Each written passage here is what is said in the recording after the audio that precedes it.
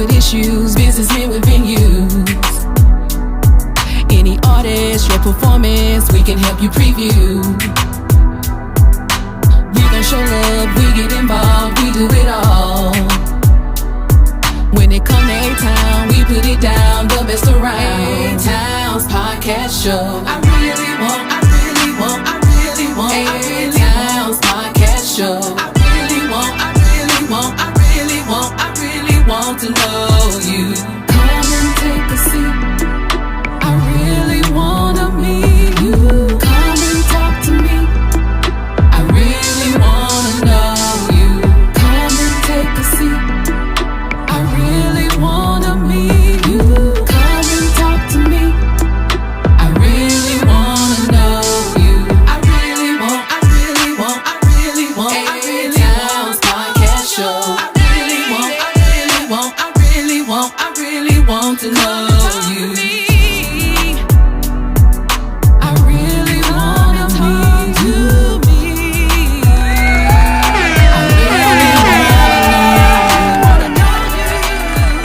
Hey, what's up, everybody? This your man, Atown. Atown's podcast show. I'm coming to you live today. Today is a very special day. It's Martin Luther King Jr.'s birthday today. We're celebrating it all around the world, actually. And what better way to celebrate Dr. King's? I think Dr. King's his vision or his dream, so to speak. You know, getting out here, helping one another, being proactive. You know, not standing around complaining about shit. You know, getting out here and getting some things done. This young lady here today, our guest today, Miss Patricia Jackson. She has been helping feed and give things to the needy and the homeless in our community around here. She was featured on Fox 21 News a couple weeks ago, right? Mm-hmm. Yep. So, Atown Podcast Show listeners, please help me welcome Miss Patricia Jackson to the show. Thank you guys so much for having me. It's a blessing. Thanks for coming on today. I know you were kind of like a little bit nervous today and everything like that. Yeah. But it's okay because I'm nervous every day. I'm nervous about everything. I'm not. No, I'm not. I ain't gonna lie. I'm gonna stop. I'm gonna stop. I'm gonna quit lying today too.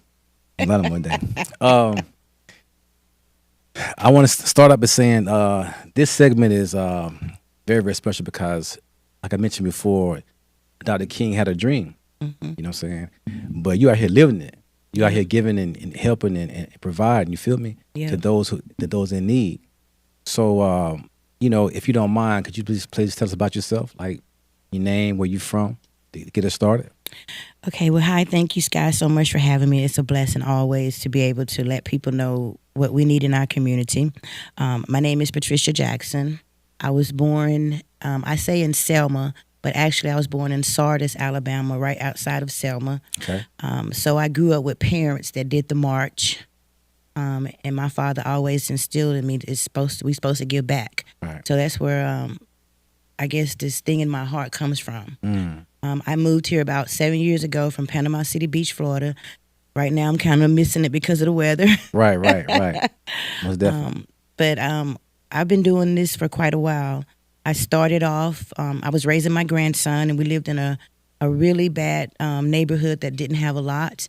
It was poverty famished, so I would give back to the kids by having back-to-school parties, spring break parties, where I would raise book bags, coats, shoes, whatever I could get to give back to them. That's how it started. And then I moved here, and I saw the need was for the homeless. Mm-hmm. So me and my husband, we started off by passing out bag lunches on Fridays out of the back of our truck. We would make 70, 80 bags, and we would just pass them all out. And it just kept getting bigger and bigger and bigger. We found that there were people that needed food more than just on Fridays. Mm-hmm. So we would do sometimes 3 times a week, depending on his work schedule. Mm-hmm. And so now it's I've gone from just giving out food to whatever the need is. Backpacks, coats, blankets, sleeping bags, tents, cots. Whatever they need is what I try to provide for them. Right. I was homeless myself 3 times. I was in a very bad marriage. and I had to escape. Okay. So my only escape was the streets. Okay. So I was back and forth, couch to couch with my children, and I didn't have anybody to help me. Mm-hmm. So I know what it feels like to be out there and to feel like you're alone, to feel like you don't have any help, to feel like the world is on your shoulders and there's no one that sees you. That's what they feel like sometimes. No one sees them. They feel like they're just a lost soul. And I don't want them to feel like that because they're God's people. Right. God created us all in his image to love one another. And that's what I try to do every single day. Thank you. You know, that's a very profound testimony. You know what I'm saying? Because when I met you, this is how we met, y'all. I mean, this is kind of ironic. Chop, you know, he said, bro, you need to do a story on this, like on this lady. I never heard about that. I never heard about you before. I don't watch the news. Well, I watch the news, but I watch sports though. I ain't gonna lie. I watch sports. Okay. I watch sports all the time. I'm a sports fanatic. So when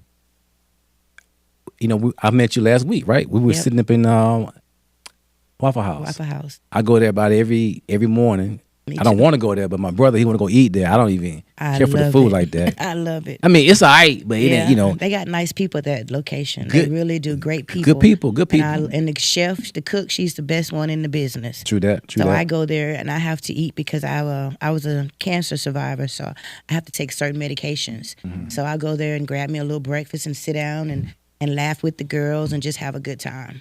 But this whole time, though, I've been going there for like 7, 8 years now. This whole time, I never saw you there. Wow. Never saw you there ever before. Wow. Until last week. It's like the Most High put us in the same place at the same time. You was sitting like right across, you know what I'm saying, you know, like from me or whatever, right? Yep. And so it's like, this what God to do for you, though. This what God to do when you're doing the right kind of thing. He put you where you need to be at. You know what I'm saying? Because normally I wouldn't even talk. I'll be in there, eat my food, whatever, think about whatever. But you and I was just talking about stuff, and then I said, "Are you Mrs. Jackson?" And you said, "Yes, I am." The girl called you Mimi, but I didn't know who that was. You feel me? I didn't know who you were. Yeah. But this was, man, let me tell you something. It's almost like it gave me chill bumps to know that we were right there Yep. at the same time, just like that. Yep. And now you're on the show right now. Thank you. Podcast show, you're on the couch and you're telling your story. But I want to go back. I want to ask a couple questions for you. You know what I'm saying? You already told us how you became homeless and everything. But, like, what did it feel like? I mean, I know you said earlier about you feel like nobody cares about you.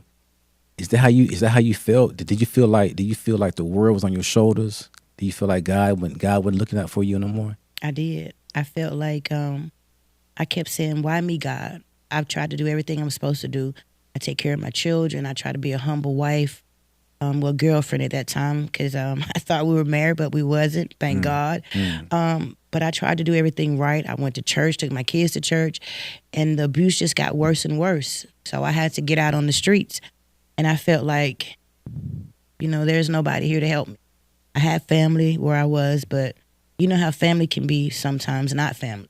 Yeah. And you don't want to, just put all of your business to your family. Right. So I ended up out on the streets, and I was in my car for a while, and I remember just trying to figure out which direction to go next. Where should I park, or what should I do to get gas, And it was hard. Right. It was so hard because there was no guidance. There was no one out there to talk to you. There was no one out there feeding you, no one praying for you. So it was hard. And when my kids go to sleep, I would spend so many nights crying, just crying and bawling, asking the Lord to help me. Please help me. Help me figure out what I need to do to get out of this situation. Right. And I felt like he had left me. I truly did. I felt like he had left me. And I felt like the world had let me down. Yep. It was hard. Damn. I had to cry. Damn. I'm sorry. If you want to, go ahead and let your tears roll. Just let your tears roll. I mean, that's what it's all about. You telling your truth right now. You feel me? I mean, tell your truth. I mean, hey, I might start crying with you, shit, because you feel me? Because life is hard.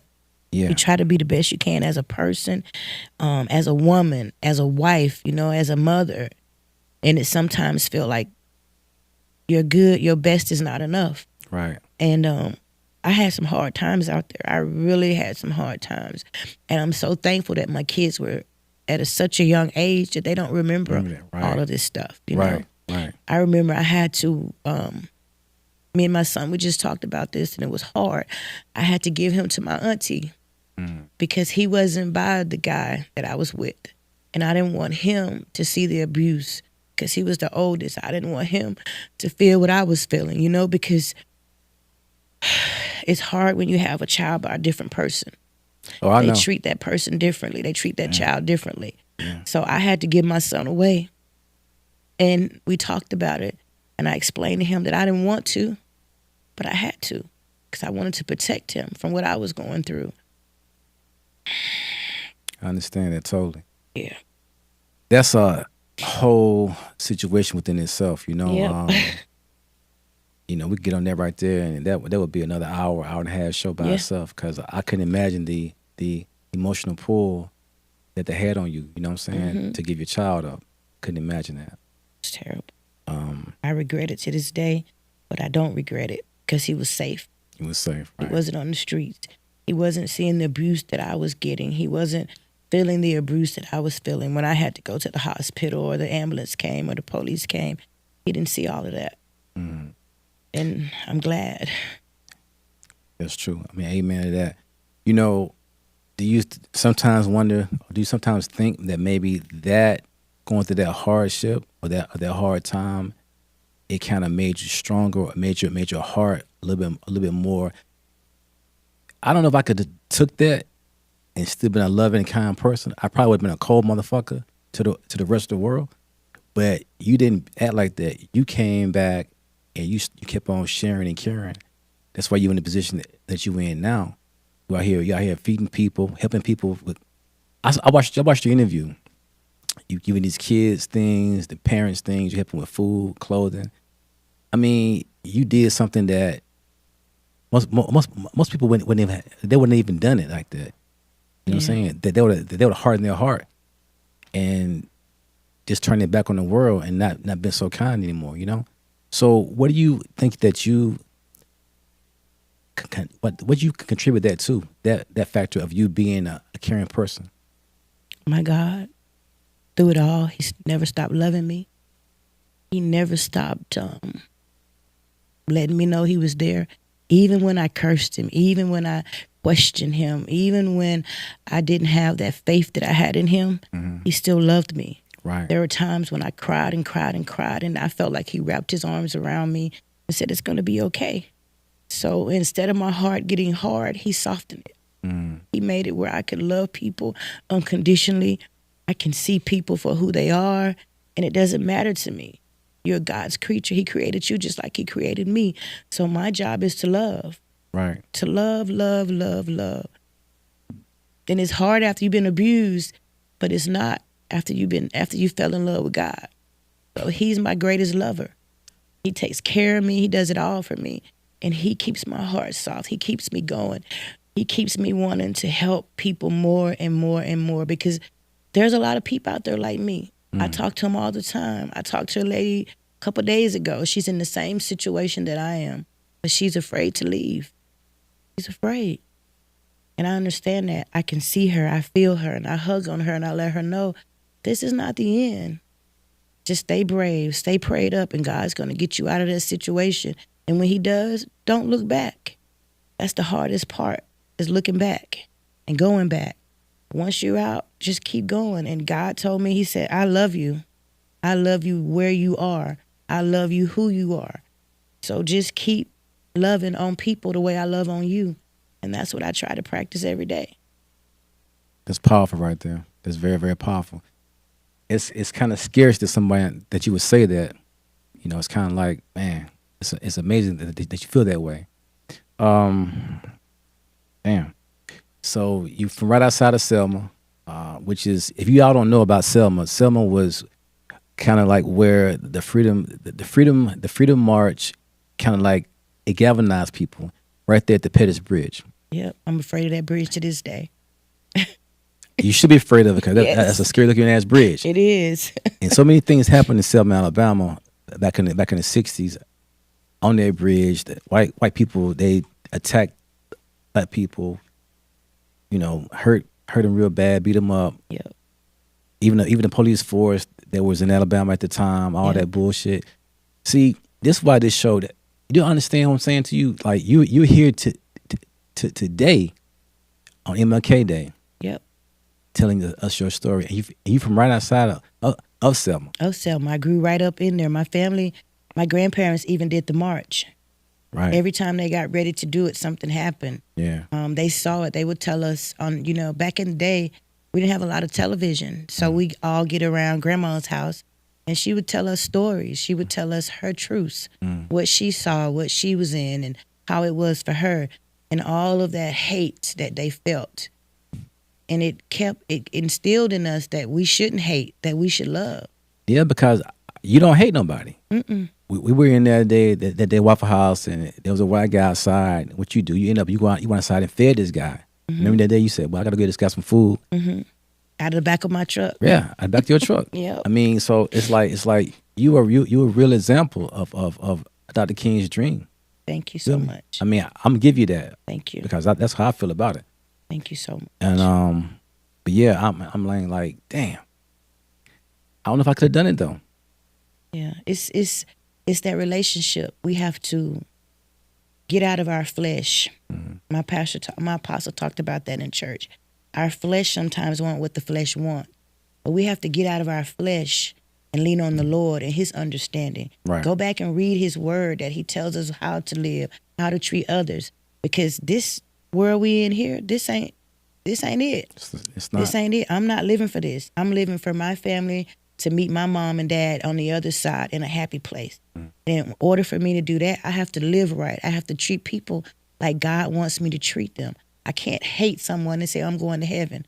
No, I can't teach my grandkids to hate someone and think they're going to go to heaven and see me again. Right. It's not like that. You have to get out of your own flesh and get into the Word and start loving on people. Stop hating and start loving. Doesn't matter your color, your skin, or where you came from. God created us all. So that's when I see people, I don't care. Like that guy you're talking about, that's Mr. Bo. He's homeless. He's been homeless for a long time. And he gets food out of trash, wherever he can find food. And if I see him, I keep stuff in the back of my truck all the time. Snacks, bread, peanut butter, coats, blankets, whatever. And when I see someone and I know that they're in need, I stop and feed them. I stop and give them a coat. I stop and give them a blanket. I give them resources on how they can get help. Because that's what I'm supposed to do. I don't feel myself as a Christian anymore. I'm a disciple. I'm trying to bring people to the Lord. And when I feed you, I not only feed your belly, I feed your soul because I want to pray with you. Right. I want to hug on you. My apostle says, Mimi, you got to stop giving up them hugs. Your husband going to get jealous. Get jealous. Yeah. He right there now. he right there in the corner. Yeah. I tell y'all, he right there in the corner. He got a pistol in his pocket. He ain't playing no games with him now. You feel me? Nah, I'm just messing. But so let's get down to this right here because you've been labeled the hometown hero. Wow. Thank you. Big. Thank you, Fox Carolina News. Y'all did a great story on her. A tremendous story, actually. So let's get down to it. Wow, that's big. I didn't do what I did for that. I know you didn't do it for that reason, but the Most High, He saw what you were doing. He said, "Let me put some light on her. She my disciple. I'm put some light on my disciple." You feel me? I wasn't there when He said it, but I kind of feel that's what He said. Feel me? Okay. So now, being homeless in Anderson County, what classifies that? Is it being without a house, shelter, or anything like that? That's what gives you a homeless tag or whatever? Yes. They have categories like sheltered or transitional homes that because you not have your own home, you're in a shelter. So that's homeless, considered homeless. If you're unsheltered, that's considered as homeless.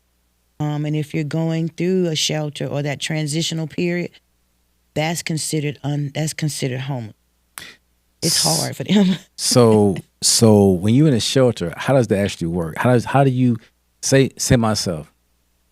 I walk in. I'm from out of town or from wherever. I come in this county. I walk into a shelter. I said, "Look, I don't have nowhere to live. I don't know where to stay for the night or for the next few weeks. Can you Can you help me? How does that work for me? Well, to my knowledge, because I haven't really, been in one down here, the only one that they have is the Salvation Army. Okay. And it has less than 50 beds, right? 50. Less than 50. Yes, and That big old building? less than 50 beds. About 22 or 32 something for men, about 10 for women, and then they have one family dorm that has 4 bunk beds. So it's really, really a small shelter. And when you go in, from my understanding, they'll give you what they call an interview. You have to be alcohol and drug free. And then they'll give you 30 days to stay there. And in those 30 days, you have to go out. I think you leave at 8 o'clock in the morning and you can come back at 8 o'clock at night. I'm not sure because I haven't been there. But you have to leave in the daytime. You can't just stay in there. You have to leave. Where you gonna go to? Go look for a job. They seen you go look for housing, whatever you can do to get away from there. They have places like Hope Missions. Hope Missions, it's a great program. They feed breakfast, and they feed Monday through Saturday. And it's from about 7:45, I believe, to about 9:45.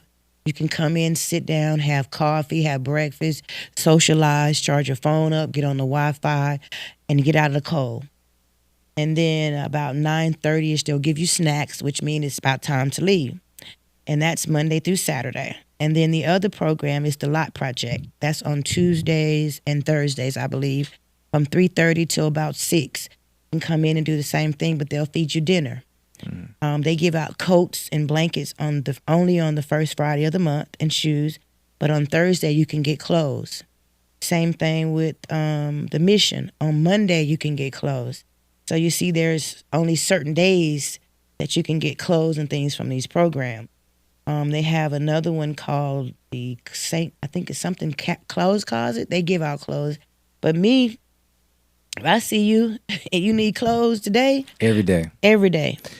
So, like, who in charge of these damn programs? I know you probably don't know who it is, but it's the county or the city. I mean, I'm not sure. I know Hope Mission is run by Dave Phillip. He's the guy that gives out the breakfast. They give out breakfast. They give out the clothes. They give out personal hygiene. And then the Lot Project is ran by a guy named Nate. And then I'm not sure who runs the Salvation Army. They told me her name, but I can't remember. I just can't remember her name. Do you feel like that these programs may not be like not fair? I mean, I'm asking. I'm asking just for your opinion. You know what I'm saying? To a certain extent, I wouldn't say not fair. I'd say they don't have enough resource. Because how they supposed to help you get a job, they're supposed to help you find a home, but there's no board. There's no listing say, well, this place is hiring, this place is hiring, this place is hiring. Or if you need home, this is a landlord that'll take people that has eviction or somebody that's, unhoused. There's none of that. I feel like these places need to have more resources. The city and the county need to give them more resources so they can help more people. I mean, you can only do what you're allowed to do. Yeah, well, the county, their idea of helping the homeless is building a new damn jail out there. That's their example of Oh my God, helping the homeless. They're gonna build a new damn jail. yeah, That's their way of doing it. yeah. Cause I don't care one way or the other about them. Feel me? I don't give a fuck about them. I ain't gonna lie to you. So let me just say this. Excuse I'm me. glad you Go brought ahead. that I'm sorry. up. Go ahead. I'm sorry. Where the Hope Mission is, it's a big old building, right? And right in the back of them, there's enough space to build another shelter.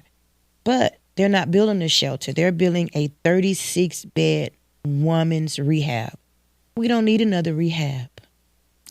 We don't need that. Well, yeah, that's where the money. They work that thing like that. They work that. They don't need that. We don't need that. They're spending $1 million on a roof. Yeah. $1 million on a roof. And this is public knowledge. What kind of roof are they getting?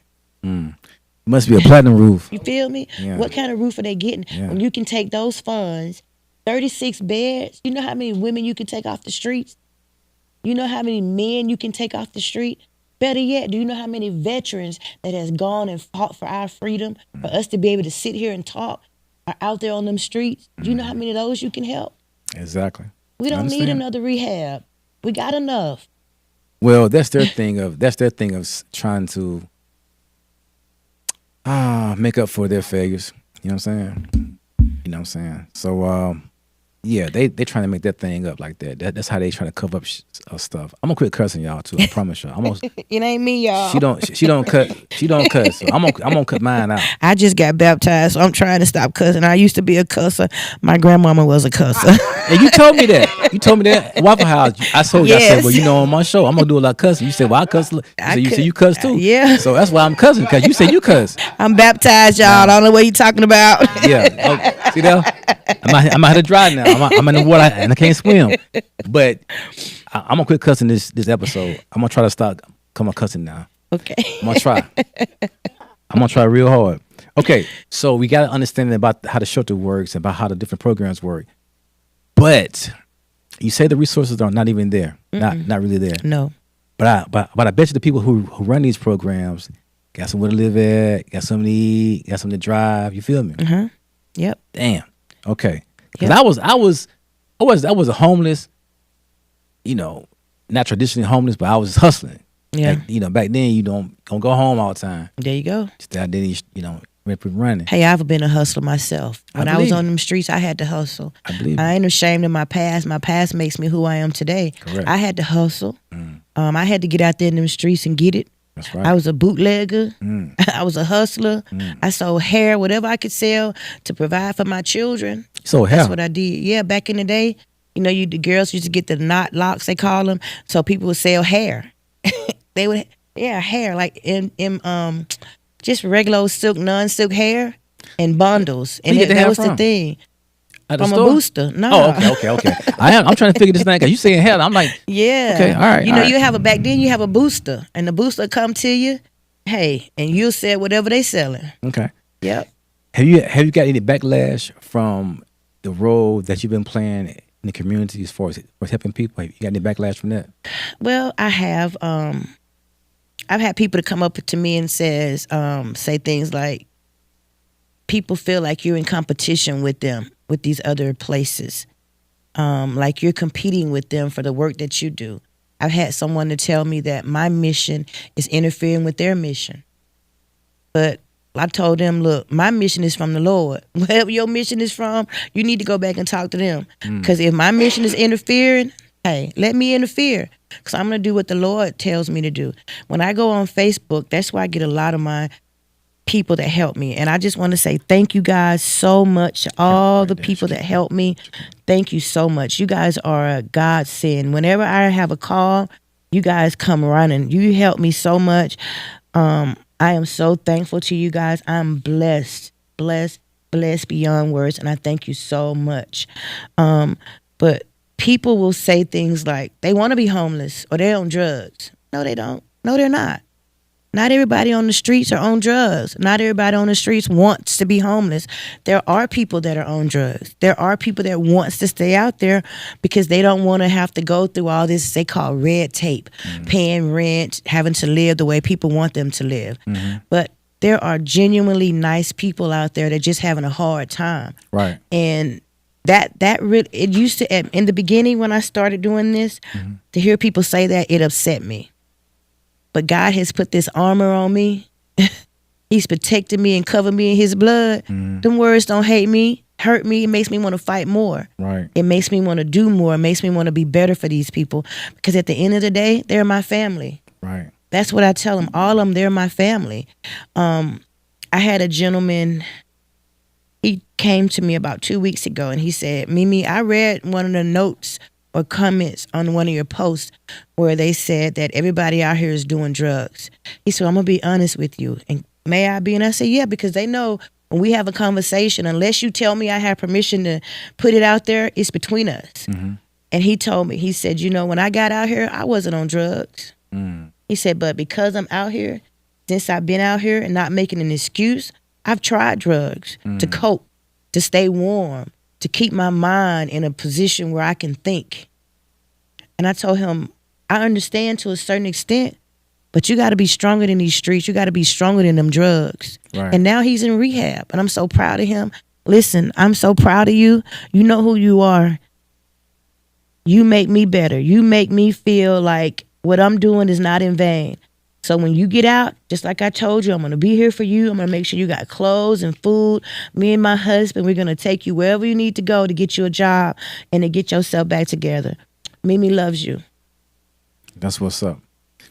That's a very, very powerful message that you gave this person.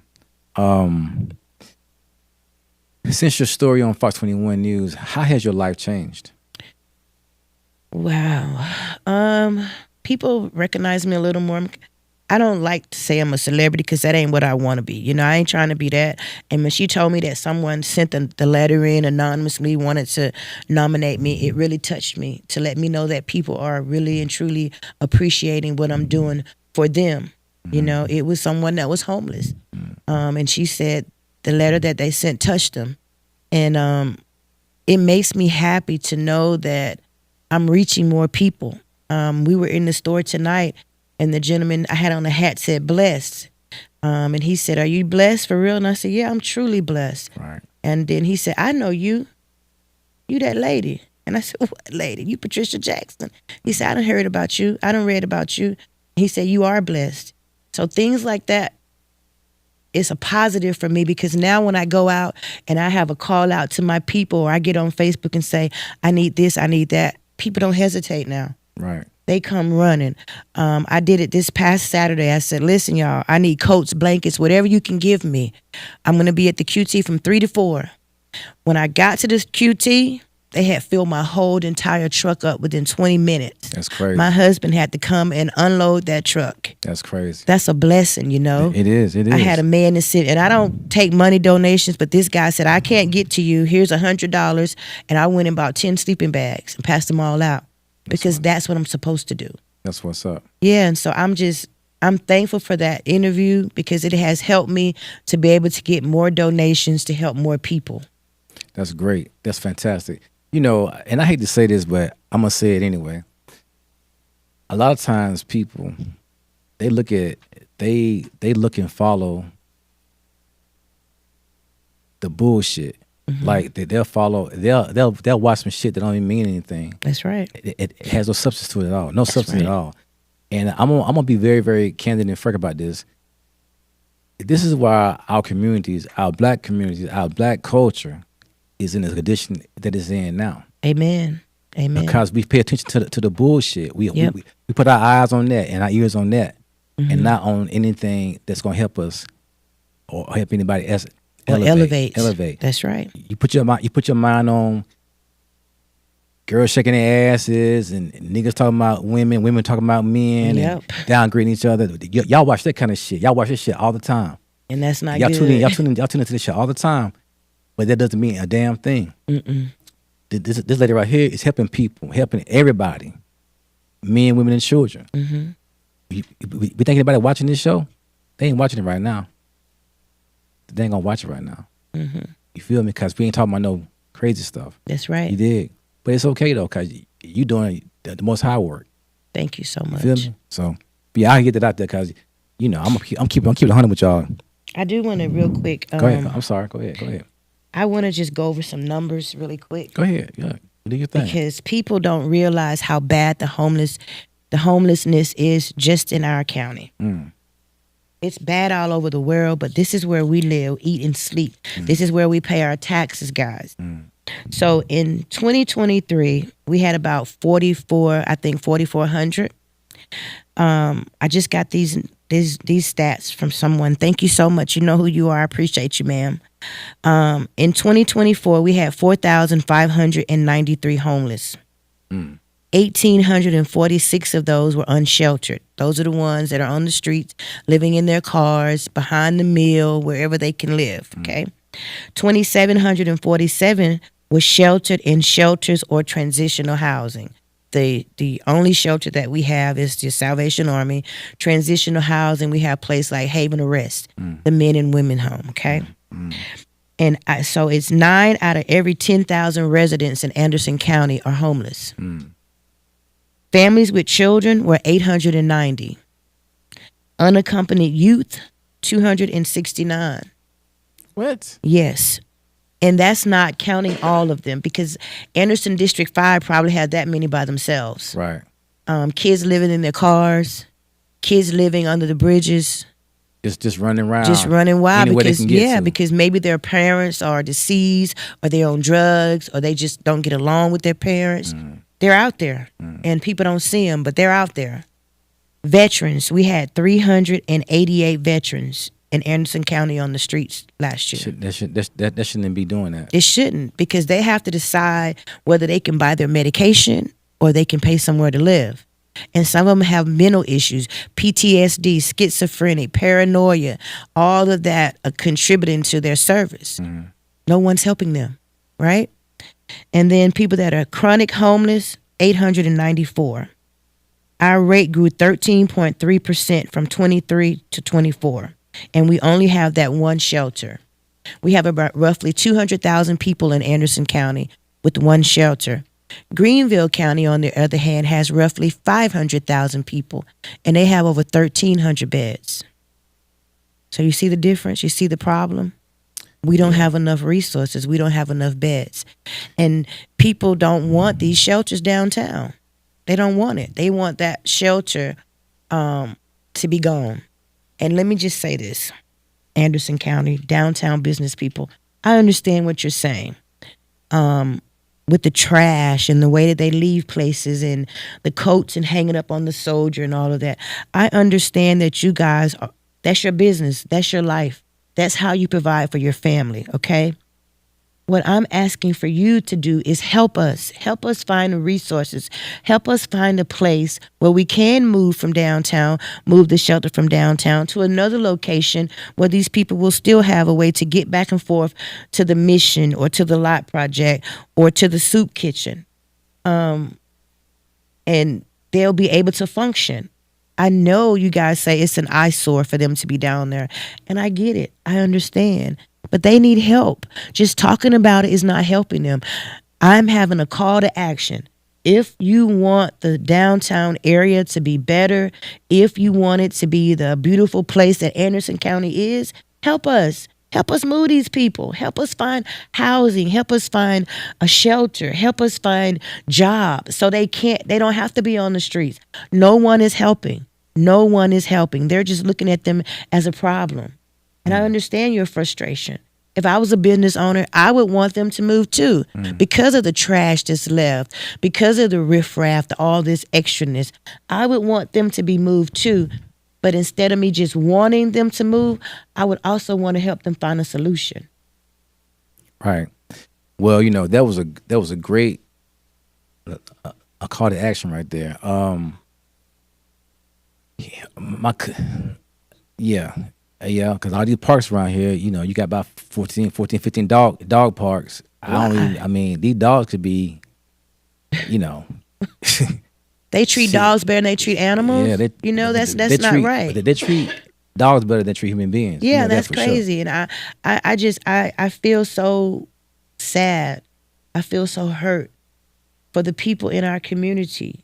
These people wake up every day wondering where their next meal is going to come from, or where they're going to lay their head.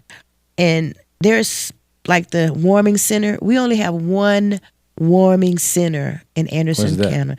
When weather gets so cold, it'll open up overnight. And that's the whole mission. And they do a really good job with that. They open up, they have beds and cots, and they have coffee and soup and stuff, and they allow them to come in and stay overnight. But we only have one of them. And I just told you we had over 4,500 homeless people. That's okay, but it's not only is it colder at nighttime, it's cold in the daytime too. They put them out.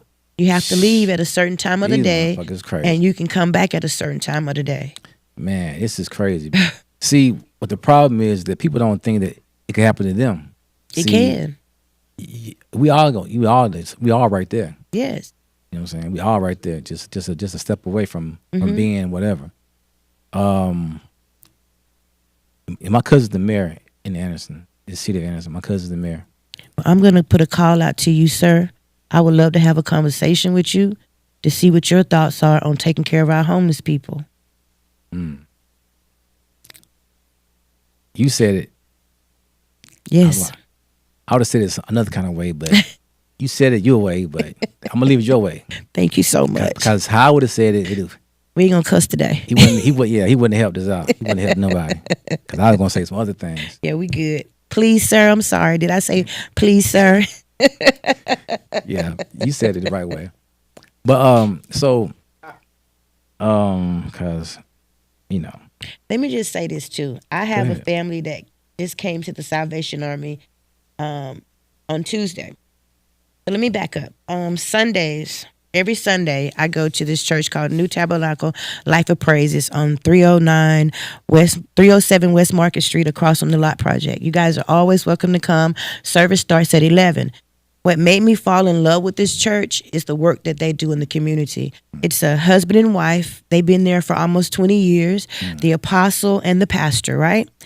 And every Sunday, they feed the homeless. They'll give them a hot meal, and then not only that, they'll give you a bag with food in it to get you through the night to the next day. That made me feel some kind of way. That made me love on them. That made me transition to them because I was going to another church, and that church was decent, But the Lord said, go there, go there, go there. And I've been there ever since. I got baptized there on my birthday, and they do so much. They have so much love to give, and they love the community. So yesterday, that's where I had the coat giveaway at. She had this meal.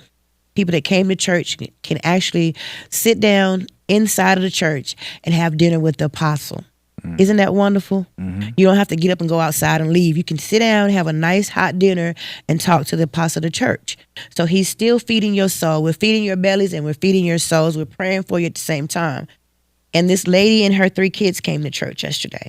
She said that her husband had a junk removal business, right? And something happened with the business. It went under. They lost their car in May. Then their rent got behind. And they tried to catch it up, but they got eviction. So now they're trying to find a place here in Anderson. No one will rent to them because of that eviction on their record. So now they're in the Salvation Army. And she was saying, please just tell me, what can I do? Where can I go? And I'm like, I don't have any resources to help you because I don't know. I don't know. Right. And these places that provide food and clothing, they should have a list of resources, a list of landlords that'll help someone when they're down and out. Well, what about the churches though? We gotta come in. How you feel about people that Half of the homeless is lazy. I don't agree with that at all because as I just stated to you, a portion of them are veterans. You're saying the veterans are lazy? There are people out there that are mental, that have mental issues. There's guys out there that had a bad reaction to some drugs. They're not lazy. They're just mental. They want to work, but they'll come in and they'll go. They'll come in and they'll go. There's a woman. She was involved in a car accident. Her leg got crushed. 2 weeks later, her husband had open heart surgery. Now his heart is only functioning at 25%. She's been diagnosed with stage 4 leukemia. Is she lazy? No, that's not true. People want to work. There are people out there every day trying to get on those buses and go and try to find work. But let me tell you this, the bus ain't free. The bus ain't free. Right. You can't walk everywhere to go put in a job application. So there's only one place that you can really get bus tickets from, and that's Hope Mission. You come in on a Monday, they put your name in a lottery, and if your name is drawn, you'll get 2 tickets. That's 2 rides. What my people do, thank you guys so much, they'll send me bus passes that have 15 rides on them, and I pass them out. So they can go and come and go look for a job, go look for housing. They're not lazy. There are just not enough resources to help them. Well, it seems to me that you should be over all these damn programs. The Hope Mission, the Lot program, the Salvation. You should be over all this shit. I mean, all these things, because it seems to me that you have more sensibility about what needs to happen. You feel me? Yeah. because they're getting money from the county to run these operations. They get nice little checks and everything. You feel me? They don't they do the bare minimum. You know, they just say, okay, we did so and so, but hell, you really ain't did nothing. You out here doing everything else. Whatever they lacking on, you picking everything up the slack. You feel me? Thank you. Hey, I just look at it as I need to do it. I need to do it because there was a Patricia Jackson out there. There's a Patricia Jackson out there in them streets that need a Mimi. That makes sense. There's a Patricia Jackson out there with her kids that need a Mimi. So it's my job to make sure I'm there for her. So what about the churches though? Why not? Why the churches don't get more involved in this situation? I have no idea. Like I said, I can only speak for the one that I go to. They are wonderful people. For Thanksgiving, they had a fried turkey dinner. We fed almost 200 people. I gave away almost 100 coats for that. Hey, was I at? It was at the Palmetto Distillery. I Fried turkeys galore. Boy, I missed that on that. They do it every year. Last month or so, we did a big old spaghetti dinner. We did a big old grilling. We turned the grill on, turned the gospel music on. People came over and ate. They got coats, they got blankets, whatever you need. We try to provide it for you because that's what we're supposed to do. Okay. Somebody said shelter should be a birth. What? It should Shelters. be a birthright. It should be. Should be. That's. I mean, this country has enough money to send people to the damn to the moon and to Mars and shit. Send people up to and make you president. You got 35 damn felons. I mean, this country crazy. It is. Feel me? This country. It is very crazy. This country crazy right now, man. How are they letting all this stuff slide when we got veterans? That's what hurts me too. We have veterans that really need help. I had a guy to come to me and he says, Mimi, I told him that I need to go see the mental therapist, but nobody will take me. I don't know where to go. I don't know how to get the help. Well, I'm a veteran, so I kind of have an idea about that. So I'll give you some information after the show, and you can pass it on to your veterans. Thank you. You know what I'm saying? Because they're out there, and they ain't lazy. They just sick. Yeah. They need help. They need help. We don't even have a housing for them. And that's the sad part about it. They built that damn new thing up on 81, the Nevada clinic up there. I go up there, and it's 30-40% occupied. The rest of it just, you feel me? That's terrible. I mean, they could be living inside there or standing inside that inside that place. I'm sorry. I'm gonna get it together. I'm gonna get it right. You're though. fine. For the end of the show, I'm gonna have this thing down pat. I'm gonna be done, eradicate all my cuss words. You're all right. But I want to ask you a question though. Do you feel the people that you help are grateful? Oh yes. Oh yes. The reason I asked the question, I'm coming to you in a second. You know, we always be seeing people out there standing with the sign up. You know, they got the daughter, son, they got the dog with them, got a sign, Yeah. wife, husband, whatever. And you kind of like, dang, because y'all go in your pocket and you give, but sometimes people they play out here now. Play it there. Yeah. They be out here playing it. You might go to somebody's house, somebody you might give a coat to, some shoes or something to, and they go around the corner and they got to get in the car and go to their house. They might have 50 coats in the damn house already, 50 coats and shit, everything else in there. So how do you feel like the people that you give into are really, really genuine people, or they really, really out here needing help, or they out here playing your face? No. I mean, I'm just asking a question. No, I don't feel like they're playing in my face because I know them. I see them 5, 6, 7 days a week sometimes. Okay. I get to know these people. I Verified. don't just walk past them. I stand there and I talk to them. I have a conversation. I ask, where did you sleep last night? How did you get out here? What are you looking to do? Stuff like that. And I would tell you about 75% of the ones downtown, I know. I've fed, I've clothed, I've prayed with. I know. Now, when you say the people on the side of the street with the signs, I don't know them. So I can't vouch for them. I can vouch for the ones that are downtown that need stuff, that are, that won't help. And I'm going to also say this. There are people downtown that I help They go and sell the stuff. Hot damn! I I'm knew gonna be it. honest with you, but it's a few of them.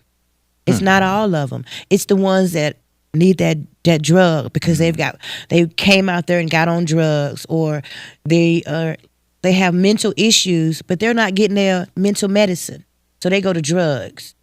So they're trying to survive the best way that they can. There are a few out there like that. Right, And right. I'm not going to sugarcoat it. Yes, I there understand. are some that sell their stuff. There are some that are lazy. There are some that out there because they want to be out there. I have this one guy, and I love him so much, and I'm trying to get him into housing right now. He is the sweetest little man you'll ever meet. He doesn't bother anybody. He just smokes his little cigarettes. He has PTSD. He has paranoid schizophrenia, and he's afraid of people because his mom let his dad molest him his whole life. So now he don't want to be around people. He needs to have his own room to himself. He found a place to go and stay, right? Mm-hmm. They said, I'm going to let you rent this room for $700 a month. It's going to only be you. 2 weeks later, they moved 2 more people in the same bedroom with him for the same amount of money that he's paying. Now instead of him having this much space, he's having this much space. He can't live like that. So, you mean tell me somebody's charging $700 a month a piece? Yeah. Because you're mental and they think you know, and there are places out here too. I'm calling you out places that you're getting paid to take care of these I'll call people. them out. Give me the name of them. I'll say their name. No. I'll say their name though. You ain't gotta say their name. I'm just saying, 'Cause I can guys, fight. listen. I can fight up some shit. If you are getting money to take care of these people, to give them their medication, to feed them, to clothe them, to make sure that they're going to their doctors, you better start doing it. Damn right. You better start doing it because there's going to be some come down. Because I know a couple of places where you guys are running. You have a person administering medicine has never been in the medical field a day in his life. So Dope get dealer. right. Get yourself together because the wrath is coming. The Lord sees all of this. He knows what you guys doing. You just getting the money. And then you taking their food stamps and then you send them to the food bank. What kind of crap is that? Oh, They come to us every What's their Sunday name? to get a box of food. Write the or, name down right No, there. sir. I'm giving it to the Lord. I'm going to let him whoop Give them. me some initials. Give me some initials then. Can't do that. I can figure. I go from there. I figure it out from there now. Give me some initials.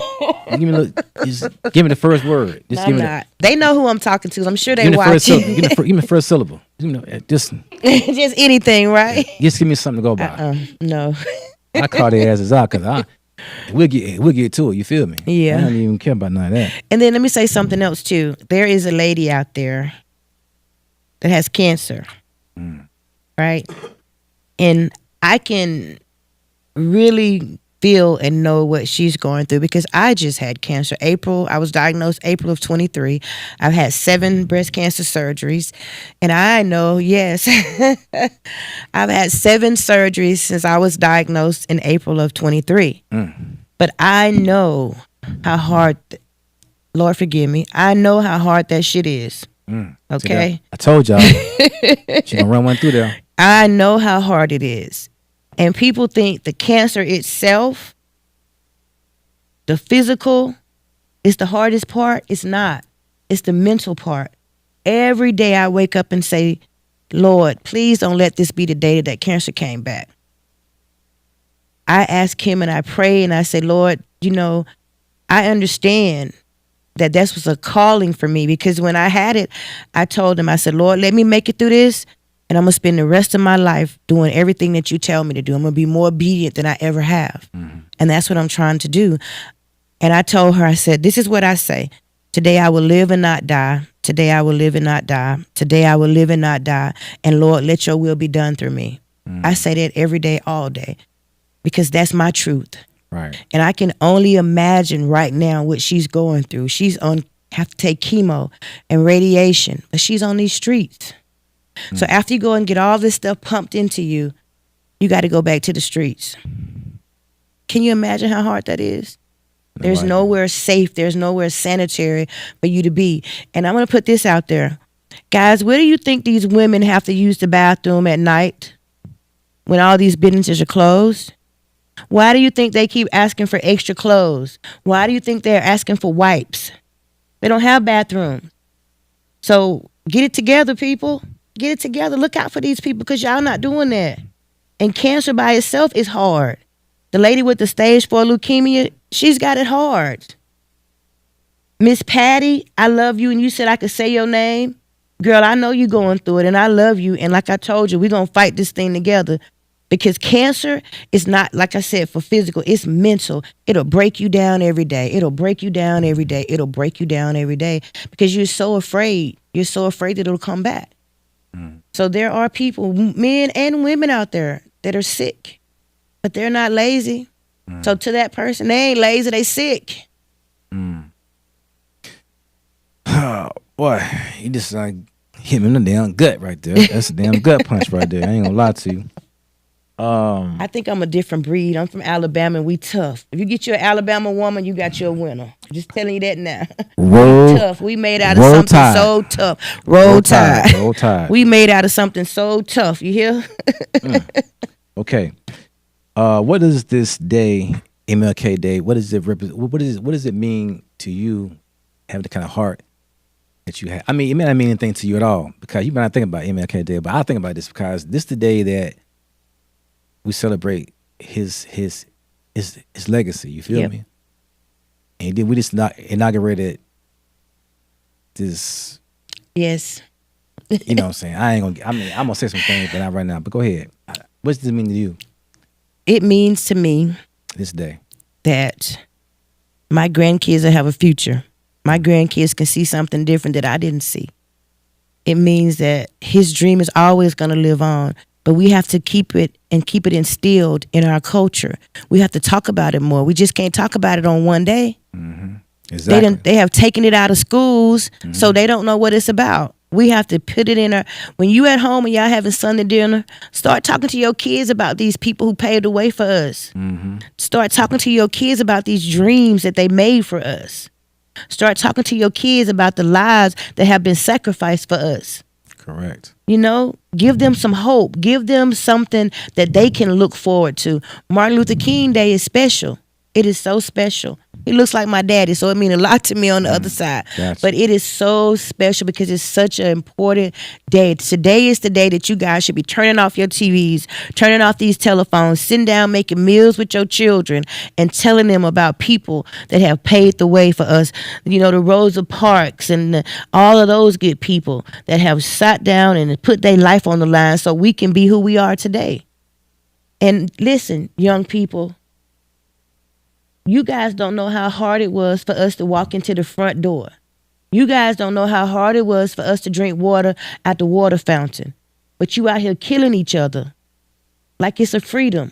It's not. You're taking away the thing that our forefathers worked so hard for.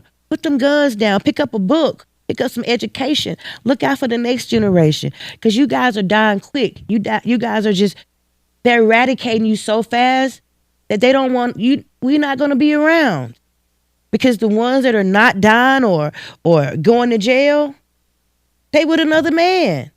And that's cutting our bloodline. So I need you people to stop what you're doing, start thinking about what you're doing, and say, listen, we need to be here for the rest of the life. We need to be here forever. We need to start looking out for our children, looking out for our grandchildren, and stop hating on each other. Stop spending all this money on some Jordans and go spend some money on some LLCs. Stop spending all this money on this. Stop spending that money on some Jordan and go spend your money on some LLCs. And instead of you getting your kids something big for Christmas, get them a business, get them a bank account, get them something that they can have to break these generational curses that we have. There you go. Sorry. Stop. No, you did the right thing. Stop worrying about Christmases and all that bullshit, all that fake ass Santa Claus shit. My husband said the same thing. I don't want to get on that because it's a pagan holiday. It's exactly what it is. Yep. My and husband also, says that. fuck Valentine's Day too.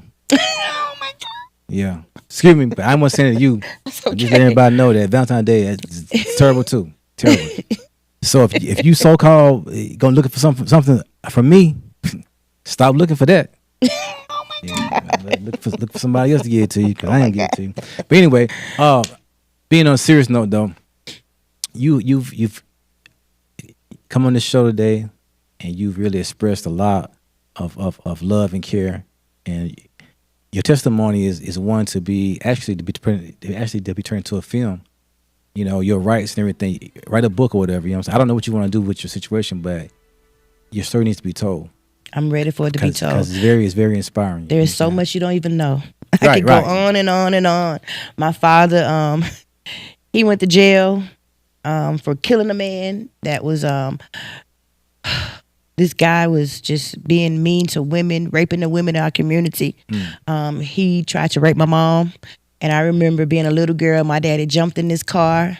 And I remember him going down the road, coming back real fast.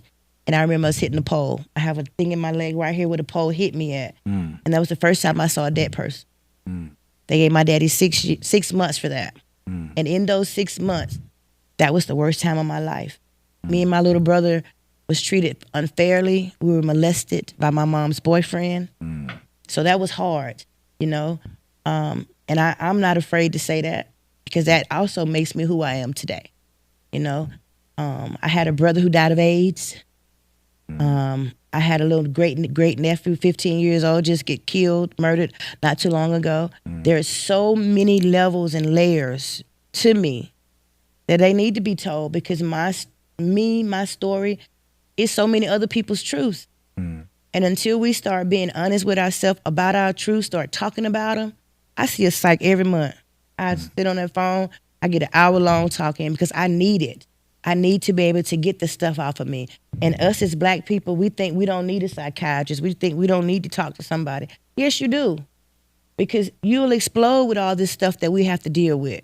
Your body, your mind, everything's get tired. But when I do that, I talk to him, I let it go. When I pray and talk to the Lord, I'm able to let it go. So there is so many layers to Mimi. I got you. Yeah. Well, thank you, Miss Jackson, for coming through here today and sharing your story. I want to invite you back in your convenience, because we're going to be here. You feel me? I'll be here. We're going to try to come up with a game plan to assist you. Thank you. On your endeavors. I want to make a quick little bit of announcements. Please, if you're going to go to the Tank and Genuine concert, February the 8th, it's a Saturday night. Please get your tickets on Eventbrite or contact Joshua Knuckles. Also, I want to say that thank you, Miss Babette Jones, for having us come down today for the 619 sale of her new cocktail. This beverage is very, very good. It's the grapefruit. We also have the coconut. And these are great. Black owned. Feel me? Also, shout out to Uncle Nearest Whiskey, Fawn Weaver. Thank y'all for being such tremendous Black women. And Dr. King, MLK Day 2025. Out, Atown Podcast Show. Like, subscribe, and share on YouTube. Follow us on Facebook, Atown's Podcast Show, or AF Wideman. And stay tuned for a podcast show tomorrow with Women W3 tomorrow. Thank you for tuning in. Got that out. Hop on top now, y'all.